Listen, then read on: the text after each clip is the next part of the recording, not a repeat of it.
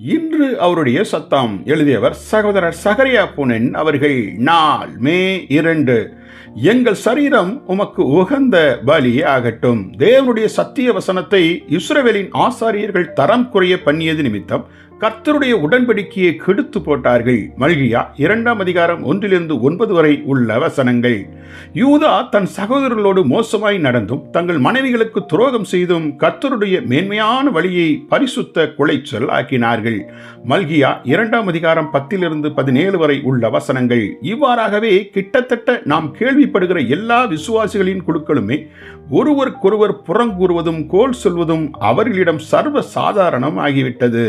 சிந்தை வாழ்வில் தங்கள் மனைவிக்கு உண்மையாயிருக்கிறோம் என்று சாட்சி சொல்லக்கூடியவர்கள் எத்தனை கொஞ்சம் பேர்.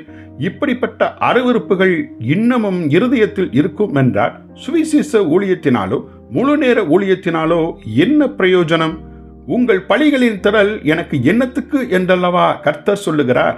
ஏசாயா 1:11. மேலும் உங்களின் விசேஷித்த நாட்களாகிய உபவாச ஜபங்களும் பக்தி கூட்டங்களும் சரியான பித்தலாட்டம்.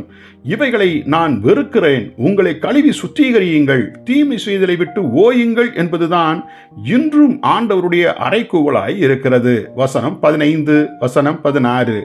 சேனைகளின் கர்த்தருடைய தூதனாய் வந்த இயேசு சபையை சுத்திகரிக்கும்படி புடமிடுகிறவனுடைய அக்கினியைப் போலவே வந்தார். மல்கியா 3:1-3 வரை உள்ள வசனங்கள். நம்முடைய காணிக்கைகள் நீதியுள்ளதாய் இருக்கும்படி அவர் தன் வசனத்தின் மூலமாகவும் பரிசுத்த ஆவியின் மூலமாகவும் வெள்ளியும் பொன்னும் புடமிட்டு சுத்திகரிக்கப்படுவது போல தன் அக்கினியால் நம்மை சுத்திகரிக்க விரும்புகிறார். ஆகவே இன்றைக்கு தேவன் நம்மிடம் காணிக்கையாய் விரும்பும் பழி நம்முடைய சரீரமே ஆகும். ரோமர் 12:1. ஆம், அது ஒன்றே அவருக்கு பிரியமான பழி ஆகும். இதன் பொருள் என்ன?